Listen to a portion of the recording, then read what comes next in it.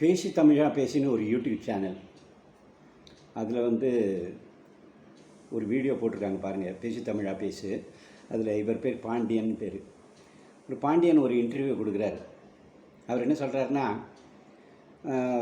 அண்ணாமலையே தங்க கடத்தல் வழக்கில் இது பண்ண போகிறாங்க அப்படின்னு சொல்கிறாரு. இந்த விஷயம் எவ்வளோ தூரம் ரைட் ஆர் ராங் அப்படின்னு பார்க்குற எல்லாருக்கும் தெரியாது. பட் பாண்டியன் சொல்கிறாரு. அவர் ஒரு யூடியூப் சேனல், இந்த பேசி தமிழா பேசுங்கிற யூடியூப் சேனல் ஒரு ரீசனபிள் சேனல், நிறைய பேர் பார்க்குறாங்க. அதே மாதிரி அதில் பேசுகிற இந்த பாண்டியனையும் நிறைய பேர் பார்க்குறாங்க, நிறைய ஃபாலோவர்ஸ் இருக்காங்க.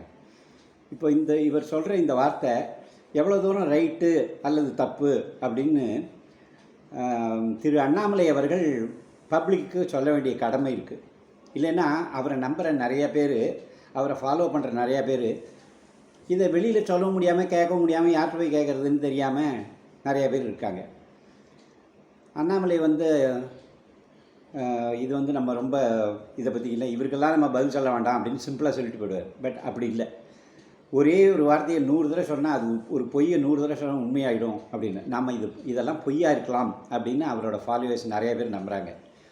ஆனால் இதை 100 தடவை இவர் சொன்னாலோ அல்லது இதே சேனலை திரும்பி பார்க்குறவங்களோ இதை மிஸ்டர் அண்ணாமலை ஜஸ்ட்டு ரிஜெக்ட் பண்ணிட்டு போகிற மாதிரி நினைக்க மாட்டாங்க.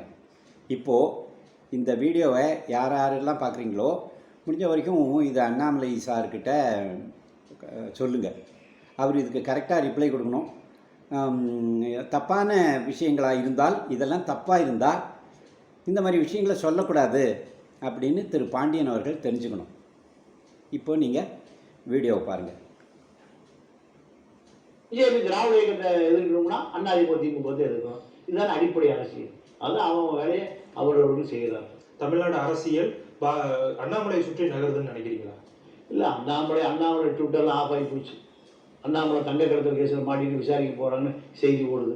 இப்போ அண்ணாமலை எல்லாம் சுவிட்ச் ஆஃப் பண்ணிட்டு தொடர்பு வேலைக்கு வெளியே போயிட்டார். அதனால் அண்ணாமலை ஒரு பேசு பொருளாக இல்லை. ஒரு 15 நாளாக அண்ணாமலை பேசுறது இல்லை. அண்ணாமலையை தலையில் தூக்கி வச்சு ட்விட்டர், ஃபேஸ்புக் அக்கௌண்டெல்லாம் எல்லாம் சைலண்ட் முழுக்க போயிடுச்சு. அதனால் அதிமுக திமுக 2 பேரும் அண்ணாமலை பேசுவதை ஒரு 6 மாதம் தள்ளி வச்சுருவாங்க. ஸோ தமிழகத்தோட 2 முக்கிய மாநகராட்சியில் இருக்கக்கூடிய நெல்லை, கோவை, இந்த 2 மேயர்களுமே ராஜினாமா பண்ணியிருக்காங்க. இதை எப்படி சார் பார்க்குறீங்க நீங்கள்? இல்லை, நெல்லை, கோவை விஜய் அடிப்படையில் திமுகவின் அனுதாபி. போன எலெக்ஷனுக்கு முன்னாடி எல்லாம் விஜய் அடிப்படை பார்த்தீங்களா? இந்த வீடியோ பார்த்தீங்களா? இப்போது இமீடியட்டாக திரு அண்ணாமலை அவர்கள் இதுக்கு ஒரு மறுப்போ அல்லது ஒரு எதிர்ப்போ தெரிவிக்கணும் அப்படிங்கிறது என்னோடய ஒப்பீனியன். மற்றவங்க என்ன சொல்கிறாங்க அப்படின்னு பார்ப்போம். தேங்க்யூ.